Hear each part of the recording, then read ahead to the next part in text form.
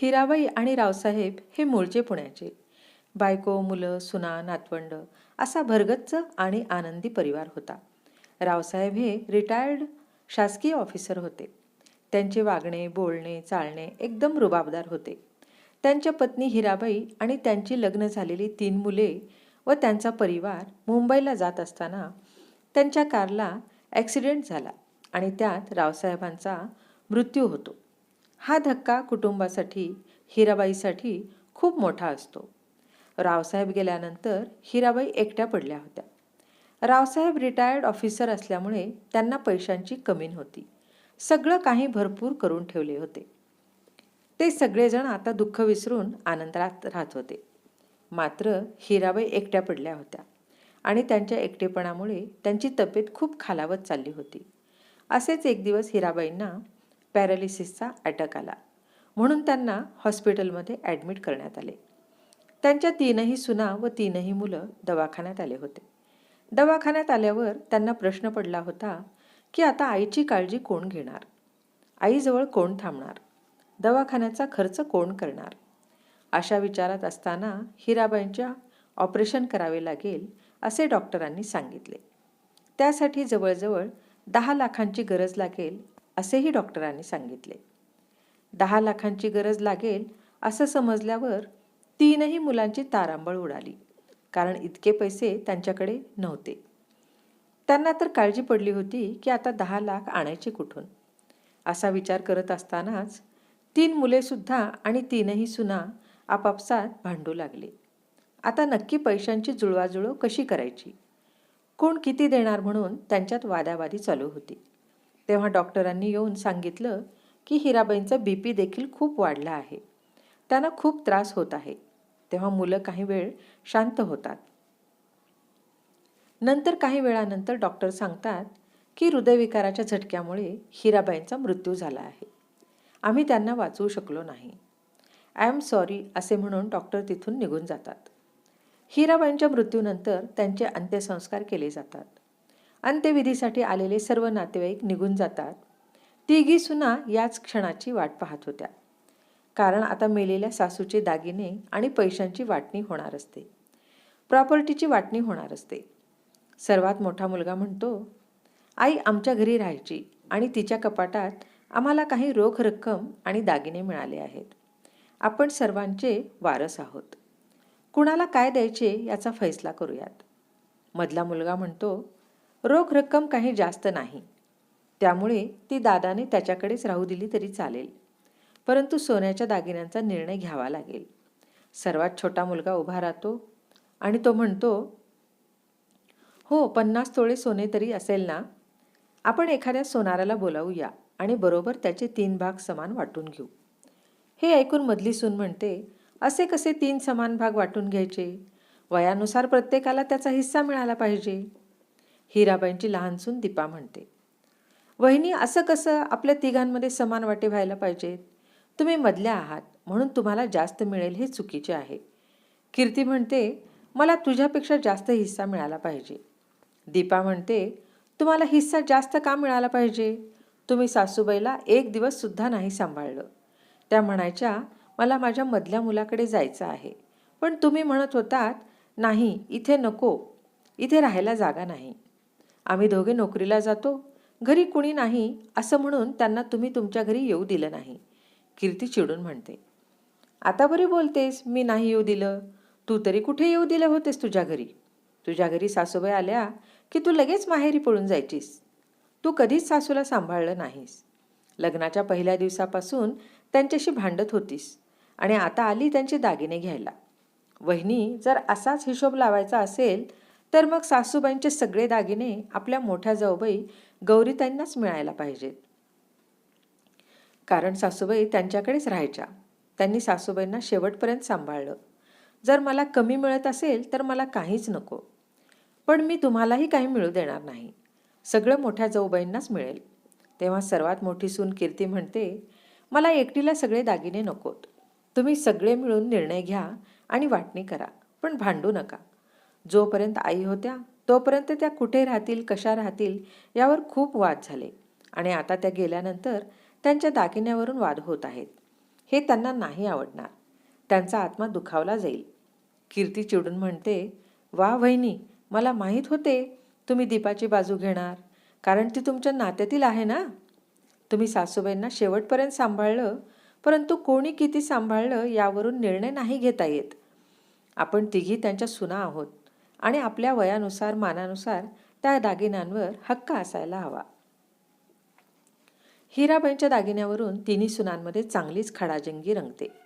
कोणाला दागिने मिळणार, किती मिळणार, दागिन्यांची वाटणी कशी होणार यावरून कोणताही निर्णय होत नाही.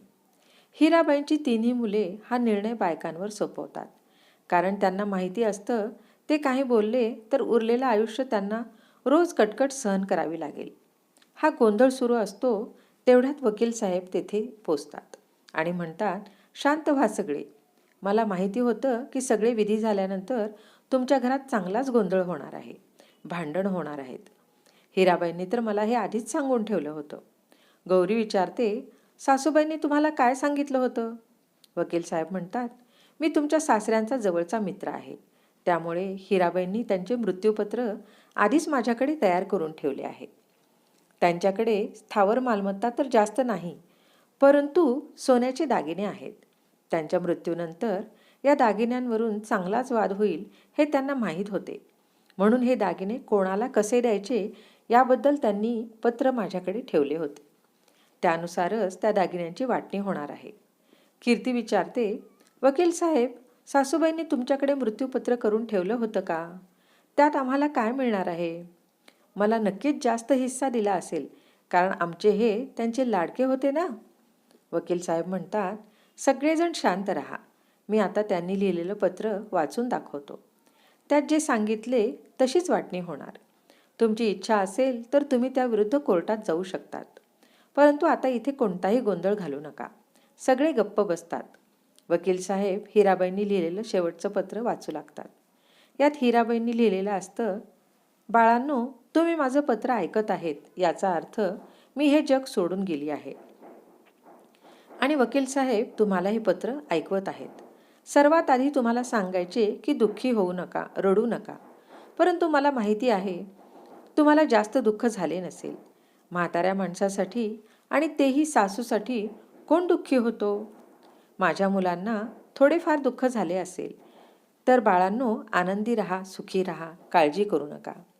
तुमचे बाबा गेल्यानंतर मला जगणं खूप अवघड झाले होते, परंतु मी कसे बसे दिवस काढले. माझा मोठा मुलगा आणि सून यांनी माझा चांगला सांभाळ केला. माझ्या बाकीच्या 2 मुलांकडे जाऊन राहण्याची माझी इच्छा होती, पण तिथे मी राहू शकले नाही. त्याचं कारण तर तुम्हाला माहितीच आहे. हे ऐकून कीर्ती व दीपा या दोघींनी मान खाली घातली. कीर्ती मनात विचार करते, म्हातारी गेली तरी टोमणे द्यायचे काही सोडले नाहीत. वकील साहेब पुढे वाचतात, मला माहिती आहे की माझी मधली सून म्हणत असेल, म्हातारी मेली तरी टोमणे मारते, म्हणून मी आता अजून जास्त काही बोलणार नाही. फक्त तुम्ही ज्या विषयावर भांडत असाल त्याबद्दल मी सांगते. माझे 50 तोळ्यांचे दागिने आहेत. तुम्हाला ते कुणाला मिळतील यावरून तुम्ही तिघी भांडत आहात. खरं तर माझ्या दागिन्यांवर तुमचा तिघींचा हक्क आहे. तुम्ही तिघींनी समान वाटून घ्यावेत अशी माझी इच्छा होती, कारण आई कधी आपल्या लेकरांमध्ये भेदभाव करत नाही. परंतु तुमच्या तिघींचे वागणेच असे होते की सर्वांना हे दागिने देणे मला पटत नाही. तुम्हाला असे वाटेल की सासूबाई मेल्यानंतर बदला घेत आहे, पण असं काही नाही. मला कुणाचाही बदला घ्यायचा नाही. तुम्ही जे काही केलं ते चुकीचं केलं याची जाणीव तुम्हाला होईल की नाही देवास ठाऊक, पण माझ्यासोबत जे झालं ते तुमच्यासोबत होऊ नये हा विचार करून पुन्हा असं वागू नका. सर्वात महत्त्वाचं म्हणजे माझे 50 तोळे दागिने मी कोणाला देणार हा प्रश्न तुम्हाला पडला असेल. तुमच्या तिघींनाही ते दागिने मी देणार नाही. माझे सर्व दागिने वकील साहेबांकडे द्या. ते बँकेत एक लॉकर उघडतील आणि तिथे ते दागिने सुरक्षित राहतील. हे ऐकून सर्वांनाच मोठा धक्का बसतो. कीर्ती चिडून म्हणते, असं कसं? या दागिन्यांवर आमचा हक्क आहे, ते आम्हाला मिळायला पाहिजेत. वकील साहेब म्हणतात, शांत राहा, आधी पूर्ण पत्र ऐकून घ्या. वकील साहेब पुढे वाचतात, हे ऐकून तुम्ही चांगलाच गोंधळ घालत असाल हे मला माहिती आहे, परंतु माझे दागिने मी तुमच्या तिघींच्याही हाती लागू देणार नाही. हे दागिने लॉकरमध्ये राहतील आणि त्यानंतर जेव्हा तुमच्या मुलांची लग्न होतील तेव्हा तुम्हाला हे दागिने मिळतील. तुम्हा सर्वांना एक मुलगा आणि एक मुलगी आहे, त्यामुळे दागिन्यांचे 6 हिस्से होतील आणि प्रत्येक लग्नाच्या वेळेस तुम्हाला तो हिस्सा मिळेल. वकील साहेब तशी व्यवस्था करतील. सर्वांना हा निर्णय पटत नाही, परंतु मृत्यूपत्र केल्याने आपण काही करू शकत नाही हे त्यांना समजते. हिराबाई पुढे लिहितात, कदाचित तुम्हाला माझा निर्णय पटला नसेल, परंतु माझी हीच इच्छा आहे. परंतु हाच माझा शेवटचा निर्णय आहे आणि तुम्हाला मान्य करावाच लागेल. शेवटी एवढंच सांगते की जोपर्यंत माणूस या जगात आहे तोपर्यंत त्याची किंमत करा. माणूस मेल्यानंतर किती रडत बसलो, पश्चाताप केला तरी तो माणूस परत येत नाही आणि केलेले कर्मही सुधारता येत नाही. आपण जे करतो ते इथेच भोगावे लागते. तुम्हाला दुखावलं असेल तर मला माफ करा आणि बाळांनो सुखी राहा. त्यावेळी तिन्ही मुलांच्या डोळ्यात पाणी येते.